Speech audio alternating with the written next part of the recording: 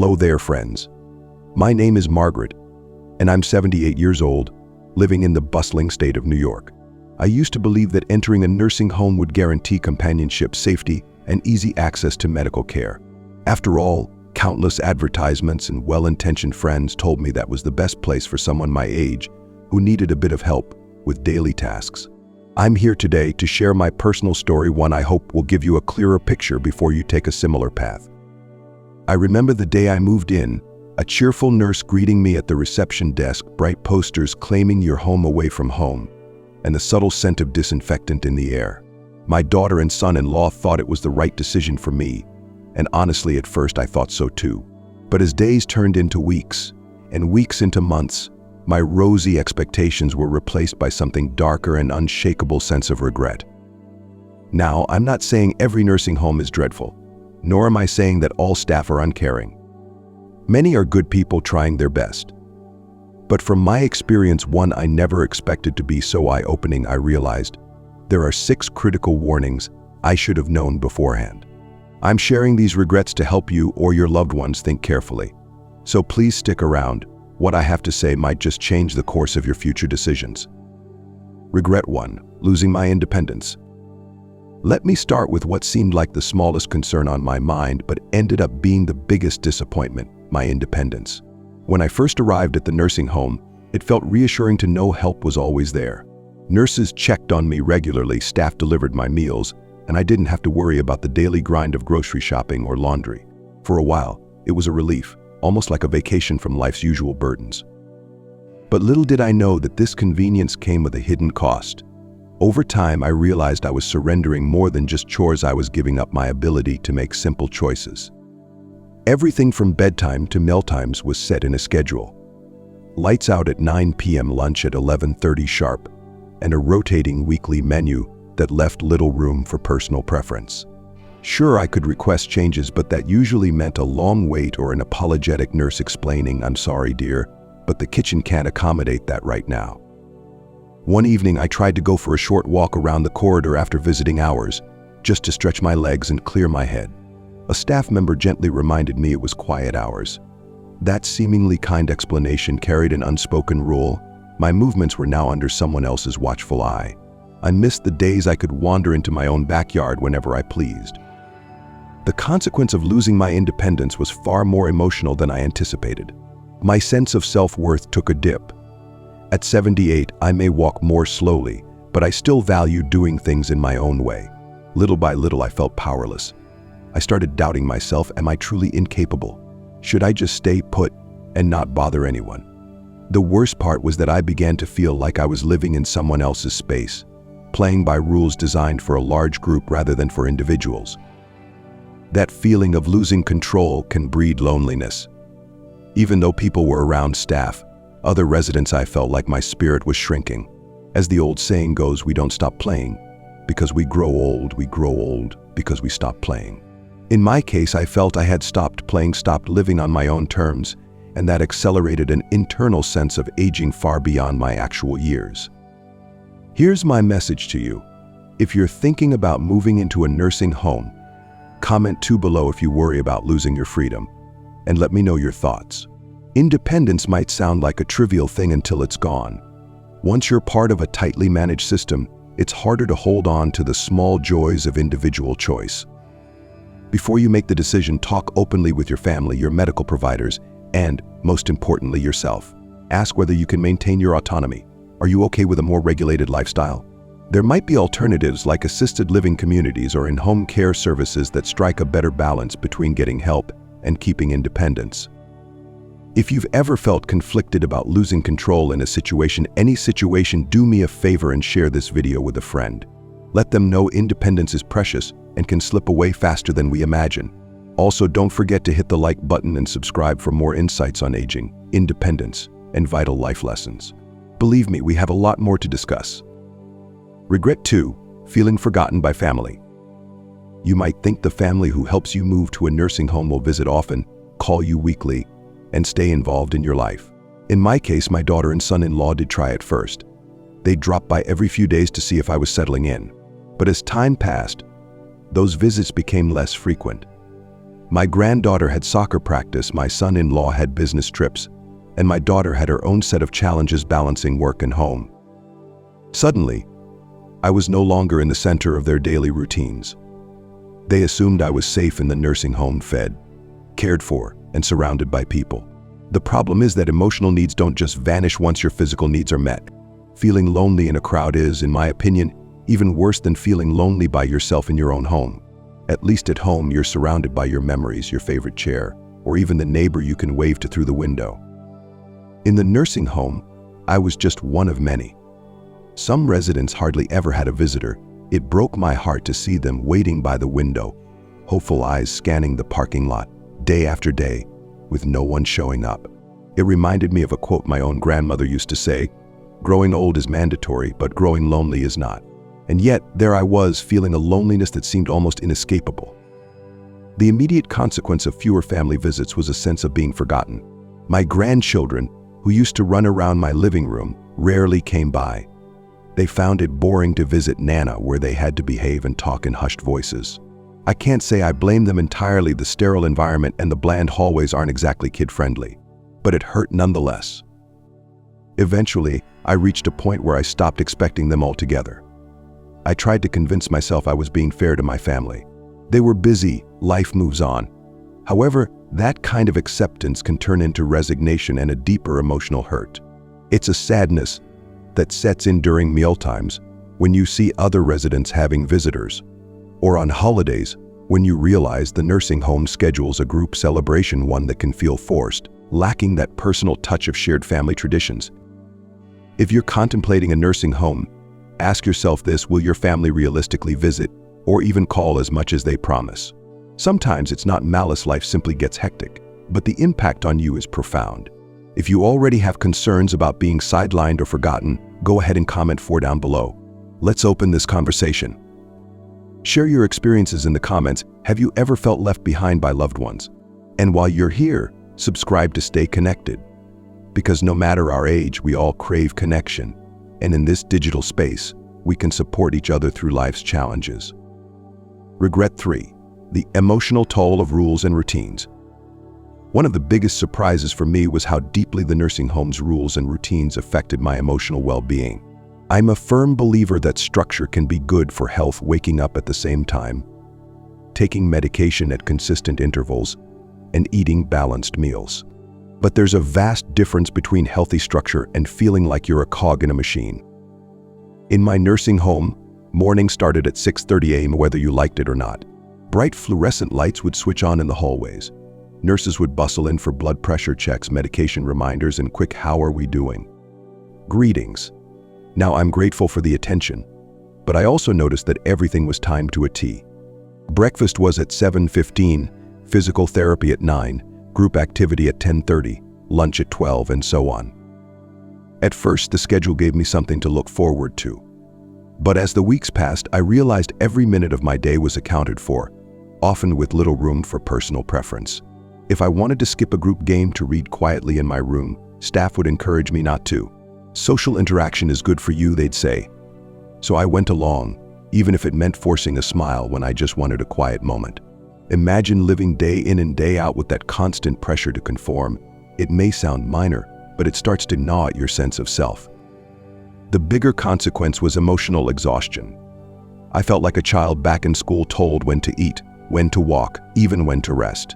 It's not that I didn't appreciate the support. It's just that any desire to decide for myself seemed overshadowed by the nursing home system. Eventually, I began to feel resentful. Resentful at the staff for not letting me be, and resentful at myself for not speaking up more loudly. This emotional fatigue can lead to depression, or at least a deep sense of apathy. You start thinking, what's the point of fighting it? It's not like anything will change.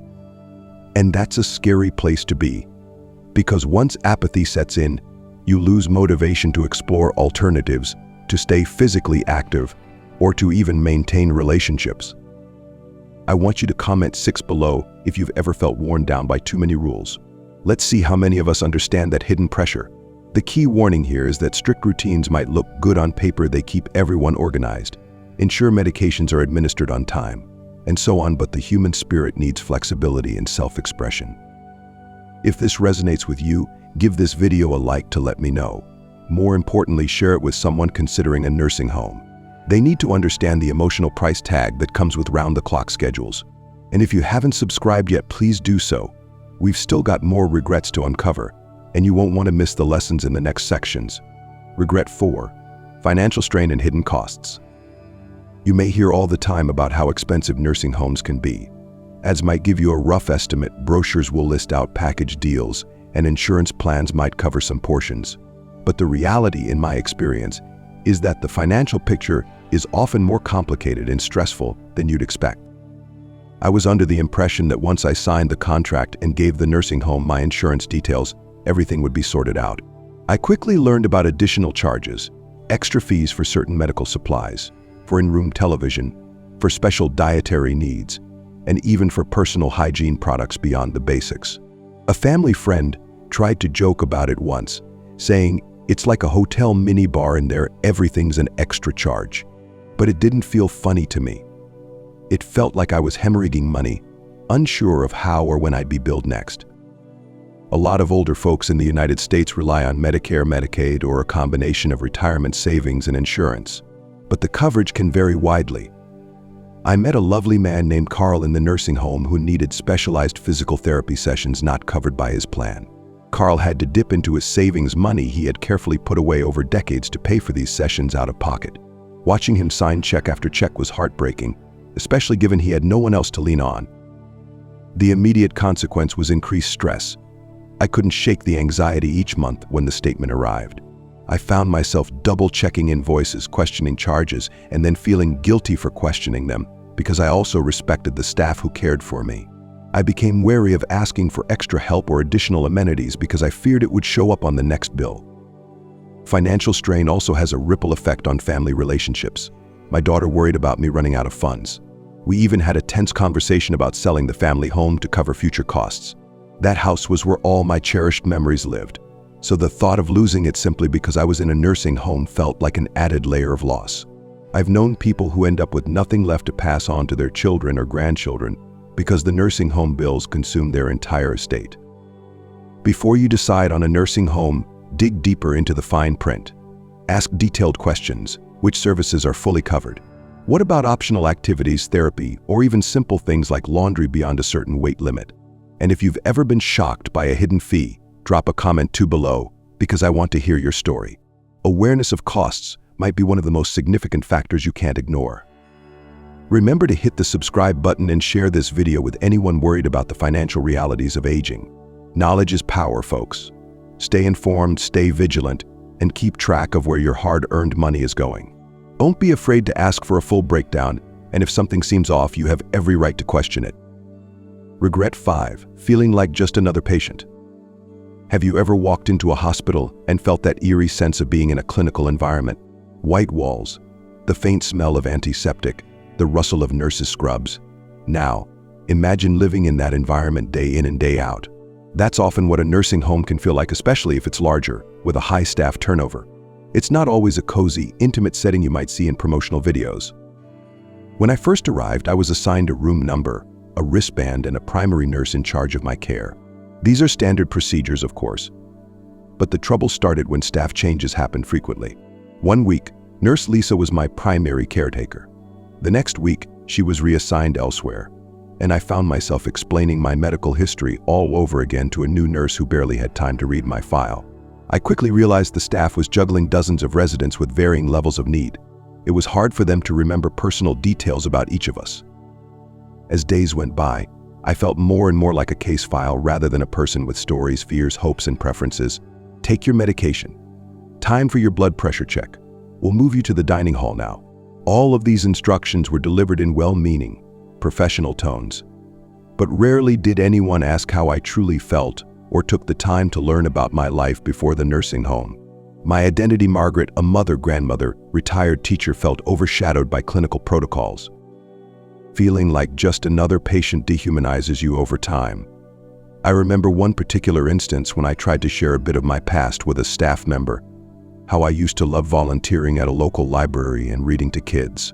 She smiled politely, but I could tell she was on a time crunch. There was a sense of, "That's lovely, but I have to move on to the next resident. I don't blame her. The workload is immense in these facilities. But the impact on me was real. I felt invisible, even though I was surrounded by people every day. Over time, I stopped sharing. I stopped initiating conversation. I began to internalize the notion that my personal story wasn't relevant in this environment. It's a lonely feeling to realize that the things that make you unique, the experiences that shaped your life, aren't a priority in your daily interactions. This can contribute to depression or a sense of numbness, where each day blends into the next.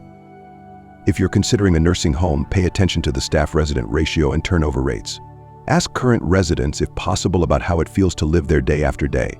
If you've ever felt like a number instead of a person, comment 4 below. Let's acknowledge this shared struggle together.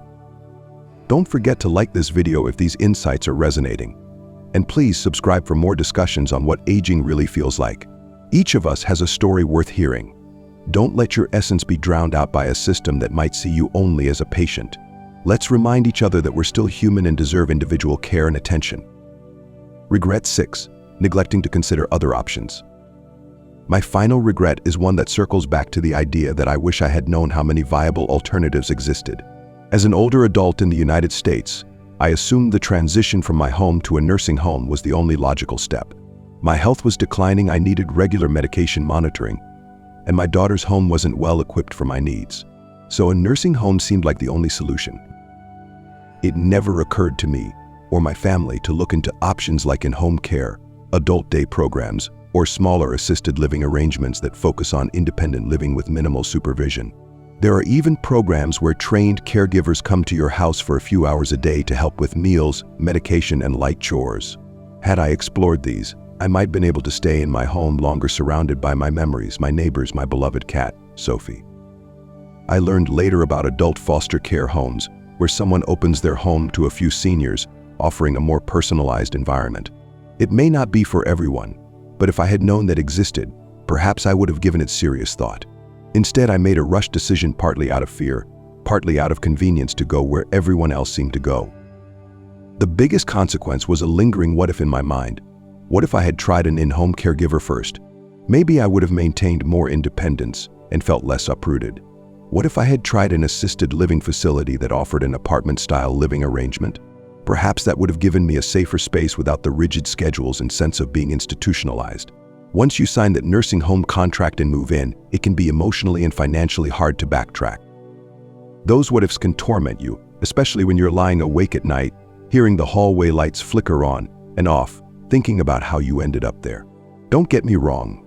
For some folks, a nursing home might be the best or only choice, particularly if complex medical needs are involved. But in my case, I believe I jumped in too soon. I wish I had researched more, asked more questions, and taken my time. This regret is your call to do thorough research. Talk to a social worker or a senior living advisor if possible. Visit multiple facilities. Explore the cost-benefit ratio of each. If you've ever felt cornered into a single option, comment 6 down below. Let's shed light on the fact that we often have more choices than we realize. If this is hitting home for you, please share this video with your friends or family members who might be in the same boat. Encourage them to weigh all possible options. Also, don't forget to subscribe if you haven't already. This channel is about sharing personal experiences, real talk, and opening eyes to overlooked truths about aging in the US. We need each other's stories to make better decisions. I know this has been a deeply personal journey, and I appreciate you staying with me. If there's one message I want to leave you with, it's that moving to a nursing home is a significant life choice that deserves careful consideration. By no means am I saying that every nursing home is terrible. Some offer caring staff, engaging activities, and a sense of community for those who need round-the-clock medical attention. However, my 6 regrets highlight real pitfalls that too many people overlook. In the end, I hope I've given you a more balanced view. Don't forget, regret is not a dead end, it's an opportunity to learn. If you're at a crossroads, take these insights to heart. 1. Research all options thoroughly. 2. Keep lines of communication open with your family. 3. Remember that your emotional and spiritual well-being is just as important as your physical health. Now, as promised, here are 3 valuable philosophical lessons I've gleaned through this journey. 1. Cherish your autonomy. Freedom of choice is a treasure. Safeguard it by exploring every avenue before making a final decision. 2. Stay connected. Loneliness corrodes the spirit. Make real effort to maintain family ties, friendships, and community bonds. 3. Value your story. Never let an institution or life circumstances make you feel like just another patient. You are an individual with a unique past and a purposeful future. Thank you for tuning in. Please share your thoughts in the comments below, especially if you found any of these regrets relatable. And if you found value in this conversation, hit the like button, subscribe, and share this video with someone who needs to hear it. Until next time, stay safe, stay curious, and remember, aging is inevitable, but regret doesn't have to be.